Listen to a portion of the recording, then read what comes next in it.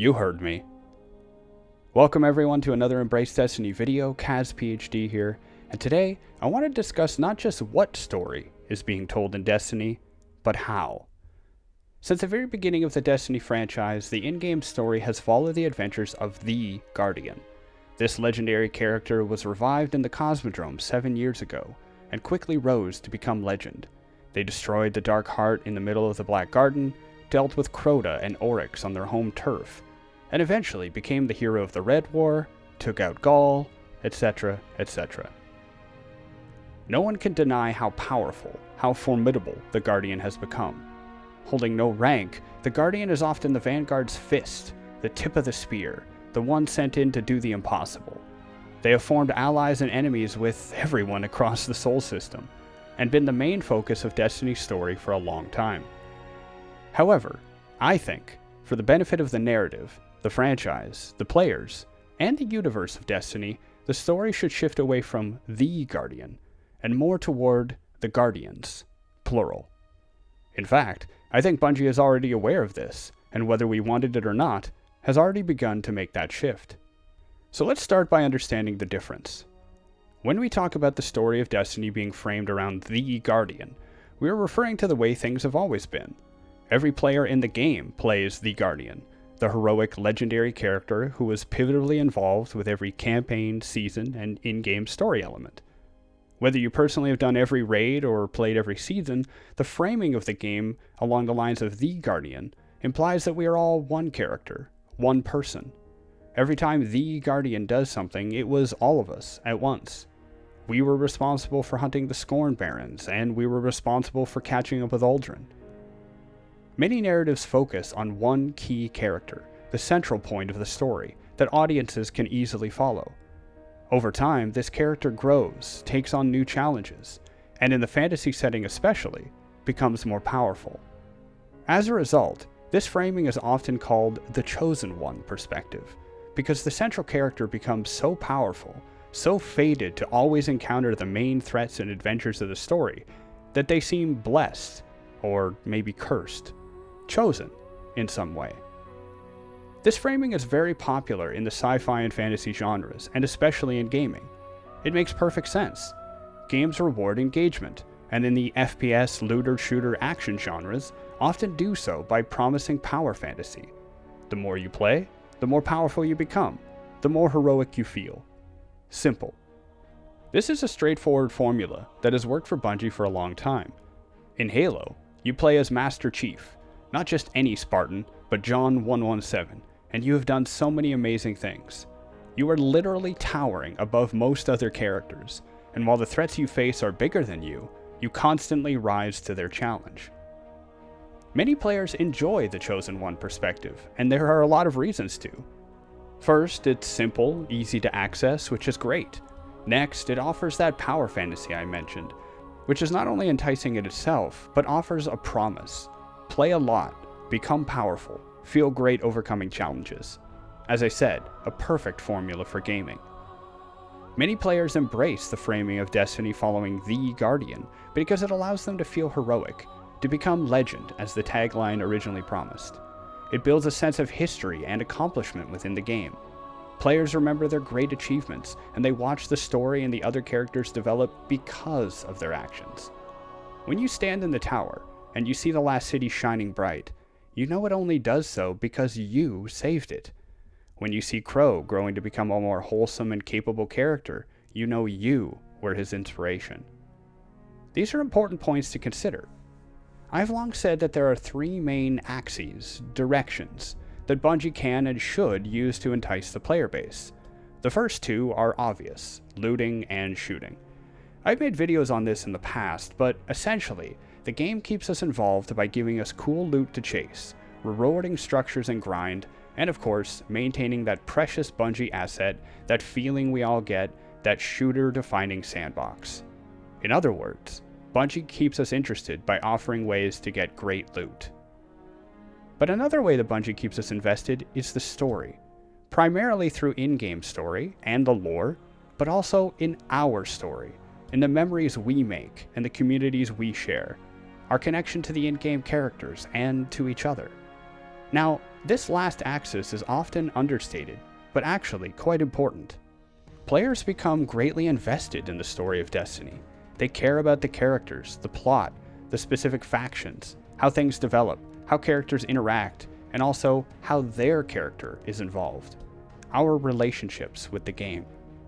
While there are tremendous benefits to playing as the Guardian, along a chosen one perspective, I would argue that it's run its course, and actually hurts the game, hurts player investment, and as such, I think it's time for the Guardian to retire.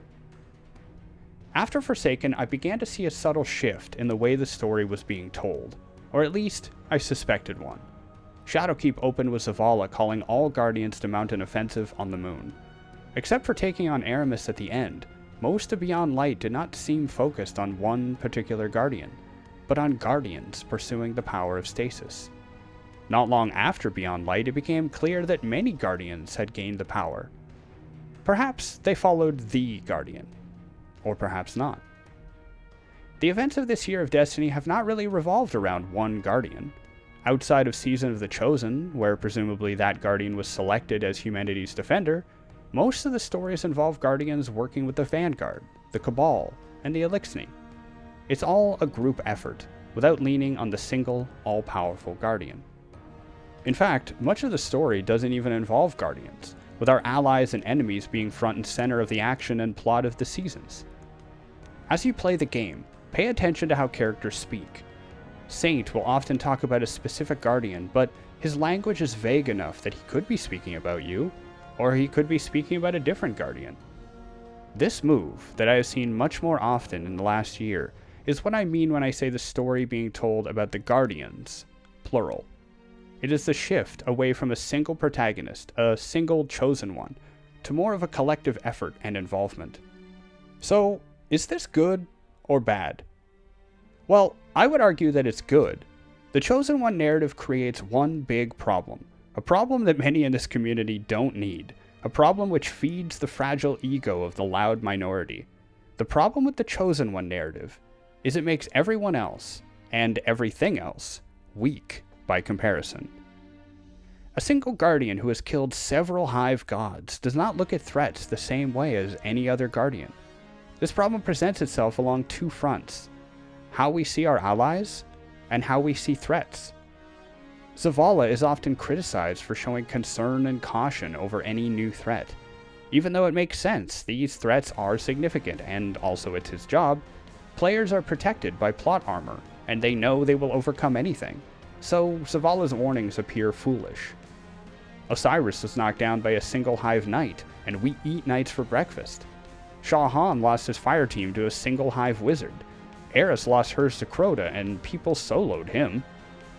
Tycho 3 witnessed 9 Guardians lose their light in a strike. Part of this is inescapable. It's the challenge of telling a story and making a video game.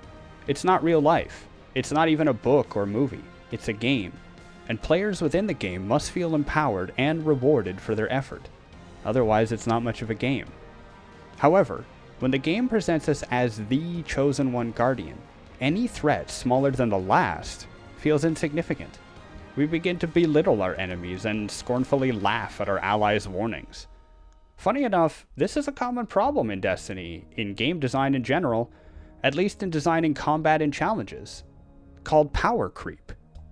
When something in a game becomes more and more powerful over time, the game has to either nerf that thing, or increase the difficulty of new challenges. Eventually, the thing becomes so powerful that it's the only option, limiting player choice and ruining the experience. Do you remember the Reckoning?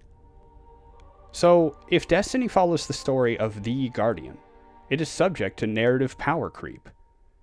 Focusing on the Guardians solves that problem. It also helps democratize the feeling of heroism in the game. Instead of one Guardian doing everything, we are all working together. Instead of the burden of protecting humanity resting on one character's shoulders, it relies on all of us. Besides avoiding power creep, the main reason I enjoy the focus on the Guardians is that it builds a stronger sense of community.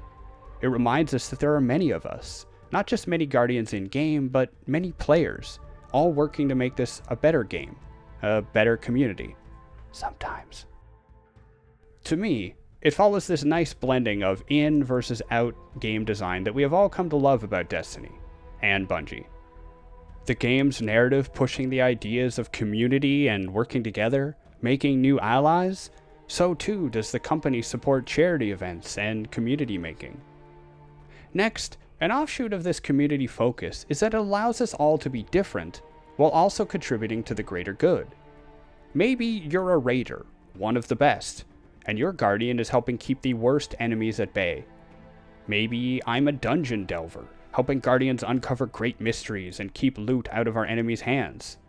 Maybe you're a full-time Crucible champion, helping train new lights and veterans alike in how to become legend and push back the darkness. By focusing on the guardians, I don't feel a disconnect when another fire team first beats a raid and sets the story in motion. Just like when the Garden of Salvation opened during Shadowkeep, many fire teams went deep into Vex territory to push them back, while I and my friends stayed on the moon to halt Vex invasion. We were all working together.